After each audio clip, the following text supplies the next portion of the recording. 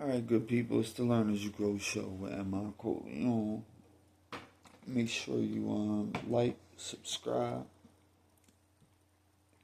hit the notification, share, comment, and me being from Philly, and doing this podcast thing, and even since the rap thing, I gotta give a salute to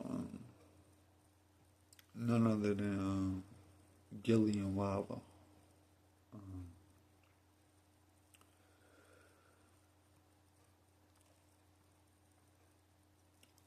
Since Wallow came home,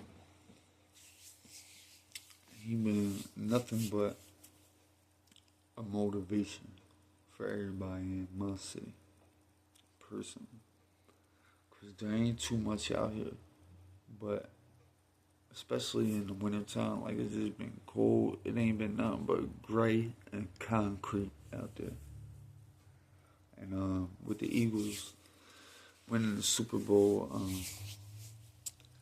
I ain't gonna lie, I've been removed from football for a little bit, even sports period. Like I figured, like I can focus on that. I did focus on that for years, on sports and all that. Like, and I started kind of looking at it like, you gonna tell me that they doing all this legalized sports betting and nobody ain't blowing no plays, pause. Nobody ain't blowing no games, pause. No Nintendo. With that being said,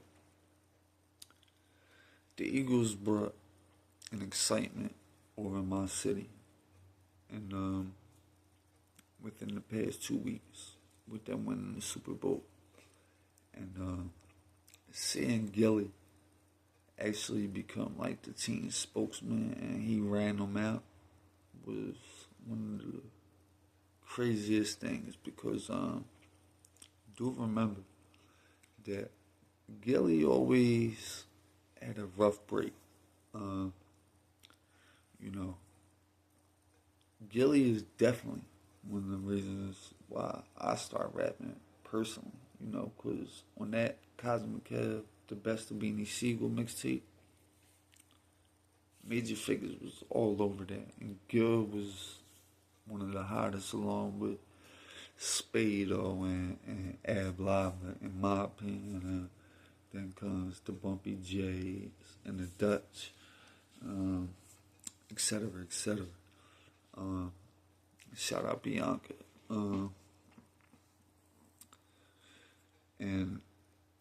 But Gil was just on another level. You could even tell during the album that he was just on another level, and he never got that just due. He never got that break he deserved. Got caught selling weed.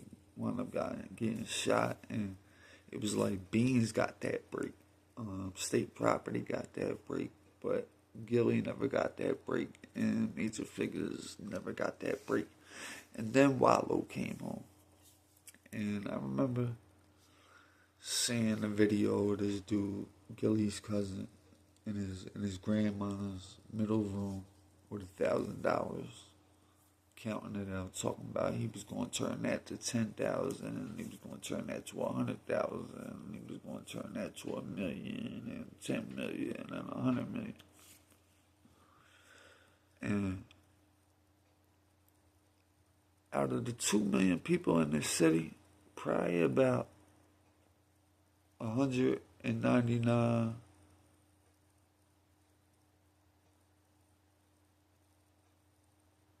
percent, not even 99%, 199%, like more, because people out Chester and all the little surrounding, they was hating. So I guarantee that everybody was saying like, this boy cat, he just came home from doing a dub. Old head shot out. He probably gonna be smoking.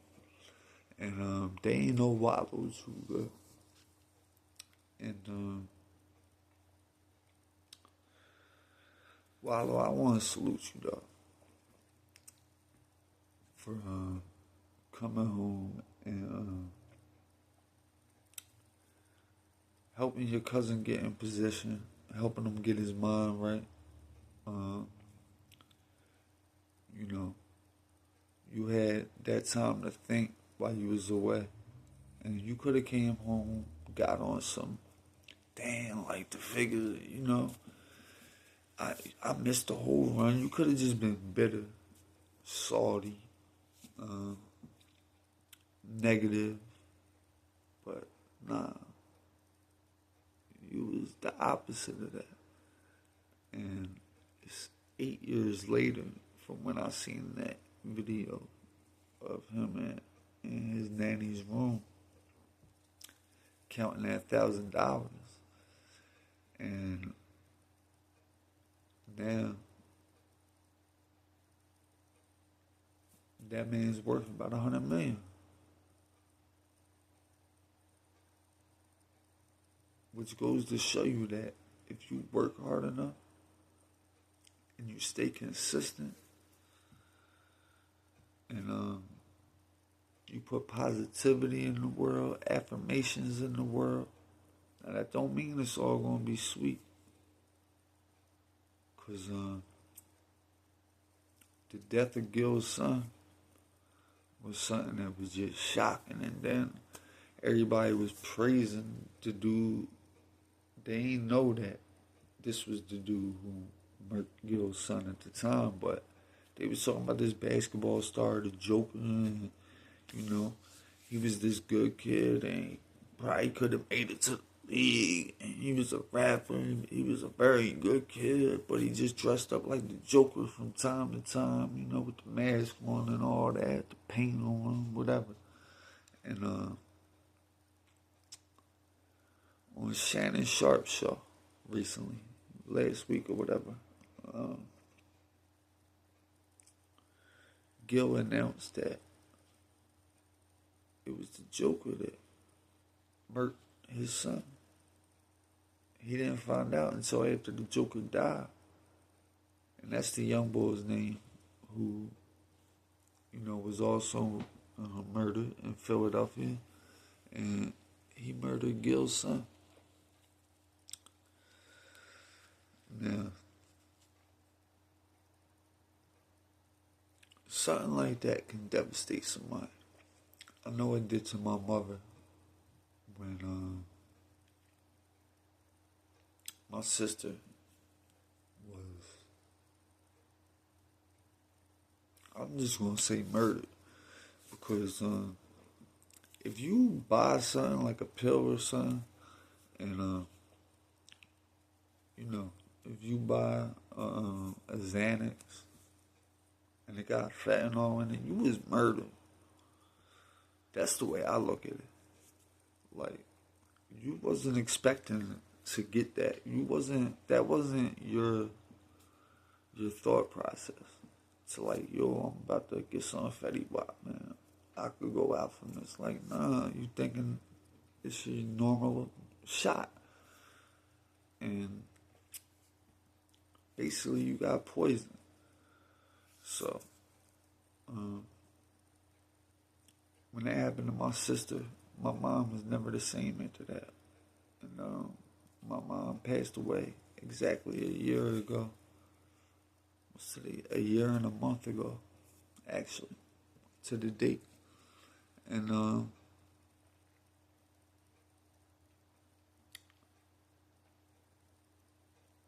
was a year and a half after my sister passed.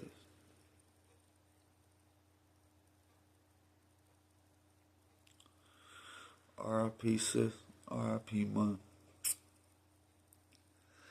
And when you have a child who goes out like that, and my nanny, my grandma, RiP,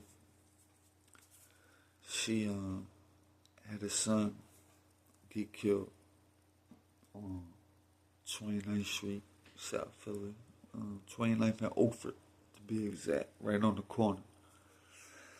And my mom was 13 at the time. And my mom was the one who went and told my nanny. And my mom would tell me that, like,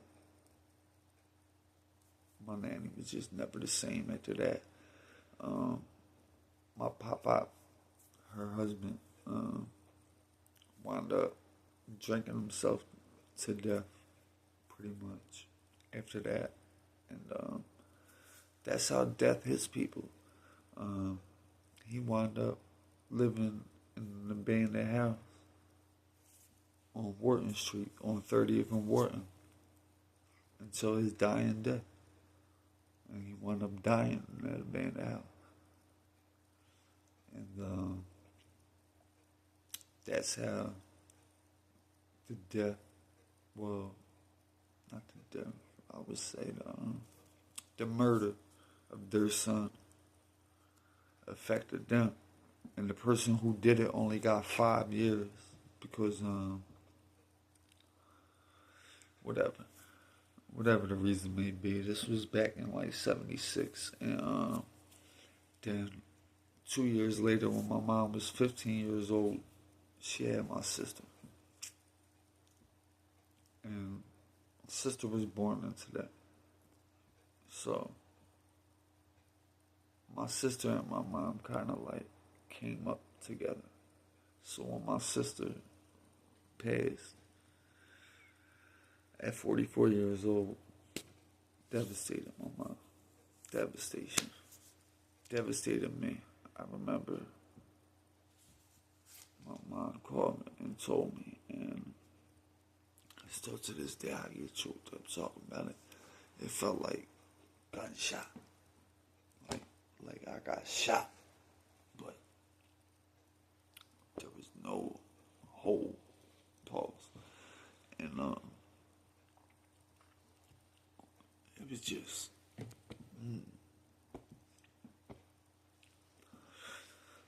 my father was in Atlantic City at the air show at the time, which made it even worse. Because if you know about the air show, you know them airplanes are loud AF on that beach.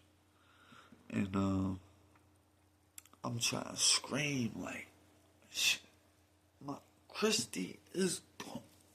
And he couldn't really hear. All the while, I'm driving. I had the Volvo wagon at the time, the XC70. This was 2001. Yeah, August 2001. And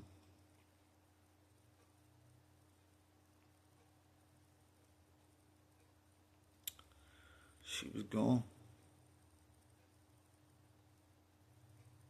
She was gone. And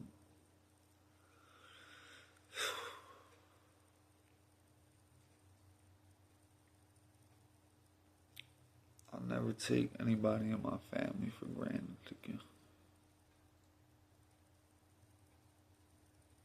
A month later, right in this spot, like literally, I got my foot there right now. My uncle, Robbie, passed away. A month later, like, and during that time, my best friend, Kraus, aka the Hush Man, passed away. And it did something to me, man. Definitely did something to me. And but it's time to keep going. Gotta keep going. And I say all that because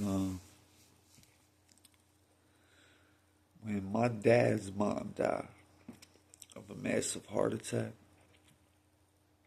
all three of his brothers and him, to a certain extent, and my dad, they never really got over that. And all three of his brothers drank themselves to death. They all died from a direct result of drinking. And these are three of my dad's little brothers. My uncle and my godfather, Joseph, died when he was 36. Shout out my cousin JoJo, Colleen, Jenny, Sean. And then the twins, Richie. Shout out Kristen, Michael, who were his stepchildren, and he loved them with all of his heart. And I know that put a damper on them. And then my Uncle Robbie. Shout out to my cousin's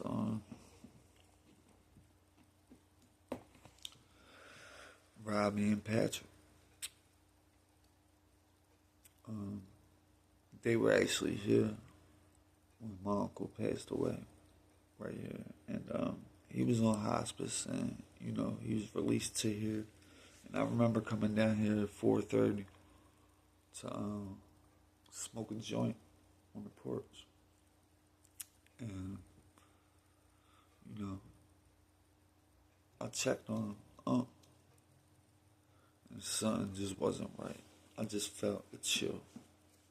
And sure enough, he was gone. And, you know, his two sons were sleeping after being up for a couple of days, you know. We were all here helping take care of him, you know. It was so dope because, like, he was taking morphine for the pain. And the day before he died, he didn't need to take any morphine because me and him smoked 2 joints together. And he was like, I don't even want the morphine. I don't need it. He was like, I feel good. Then the next day, the hospice lady came in. And mind you, the hospice lady the day before said if he's not asking for it, then you don't have to give it to him. Like, if, you know, smoking weed is good with him, that's cool. Just don't give him no liquor or anything, because, you know, with the cirrhosis that would have, you know, put him out. So the next day, on that Sunday, is when the other lady came in and was like, nah, you need to give it to him or he's going to start being in so much pain. So we gave it to him, and that night he passed away. And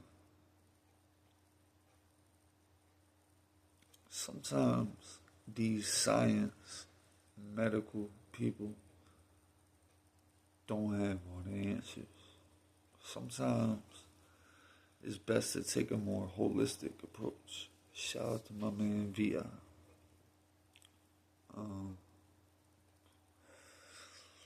And shout out to Miss Nikki, who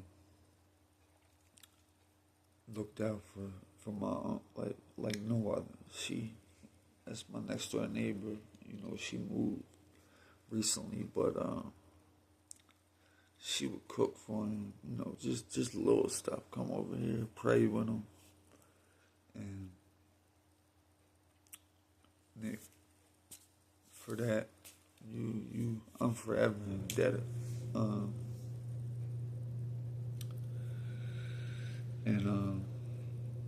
When my sister passed, she left behind 3 beautiful boys.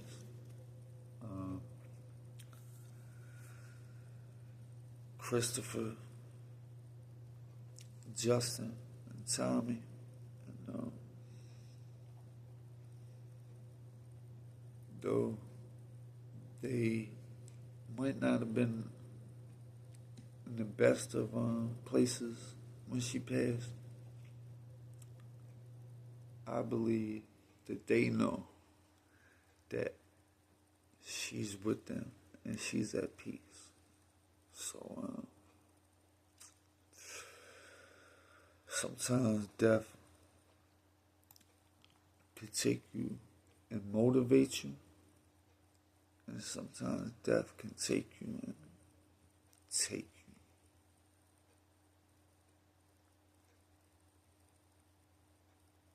Don't let it do it to you. Be prepared. Everybody's going to go someday, even you. With that said, write yourself a will, a living will, and a will for when you pass. If you want them to pull the plug at a certain point, put that in your living will, like, I do not want to be resuscitated this many times, whatever the situation may be. I don't want to go to a nursing home for the rest of my life if something neurological happens to me. I don't want to get chemo if I get stage 4 cancer, like stuff like that. You put down in that will, and I think everybody should do that, because that was one of the hardest parts. My mom's last year, and taking care of her, was not really knowing, like, if she was in the right state of mind or not to make decisions, like,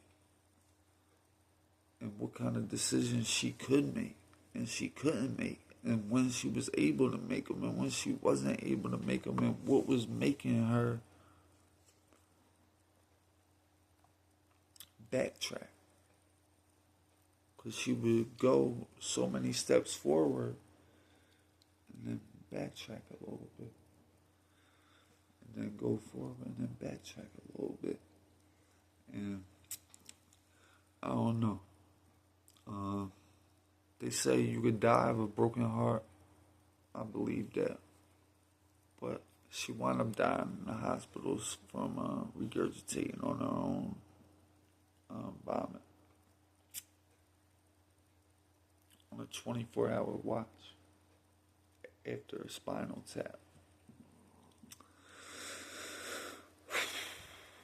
And with that being said, I want to give a big fuck you to Temple University as a hospital, a staff, and as a motherfucking school. And if you want to be down with Tia, then fuck you too. I'm gone. It's your boy M.I. Corleone. Learn as you grow, show. I'm still trying to grow, but I ain't all the way there yet. Fuck Temple. You killed my mom. I'll never, ever, ever, ever forget that. Just know that. It's your boy, M.I. Corleone. Michael Karen. Beats by the Kilo, at Beats by the Kilo on all social media platforms. Mr. Learn As You Grow Show. Thanks for rocking out with me. And since you rocked out with me, let's go. Rock out with me next time too. It's only right. Like the opposite of left. What you want to do. You want to listen to them. They giving you a bunch of bullshit. They don't even act like themselves. Shit be all edited. They be no slang and they shit. They just dry. Like they had nothing to them. This podcast, we just getting started. And we got a big announcement to make. I can't wait to make this announcement. We got somebody else who's joining the team. She been down with the team for a minute, but I finally convinced her to, we gonna work on this podcast for her. And I'm excited about this. I'm very, very, very much excited about this. And like I said, man, subscribe, like, turn them notifications on, comment below. You can comment more than once. If you ain't got nothing to say, just put a fire emoji. Or just put, this joint was whack. Or you can just put good content. Whatever. I don't care what you put. Just put something. Let's get them algorithms going. Help me help you. With that being said, I'm gone. Good enough. Hit the link below. Make sure you check out them beats if you rap. $25 releases. You can't beat it. I mean, if you got a problem with paying $25 for a million view, million stream, million download lease for your song, then you probably shouldn't even be in the music industry if you can't invest $25 into your own career. That's the way I look at it. You probably shouldn't even be in the music industry. Even if you go to get a job at Walmart, it's going to cost you about $10, $15 in bus fare just to get down there. So, like, what are we talking about here? So you will pay that just to go to a job interview, but with Walmart, but you won't pay that to put a song that you believe in, that you created. And this is the career path you want to take. So this song is eventually going to be your resume into the music industry. And you can't put $25 into that, then you don't deserve to have nobody invest in you if you're not willing to invest in yourself. And on that note, if you ain't getting high notes, adios. You know, I'm gone.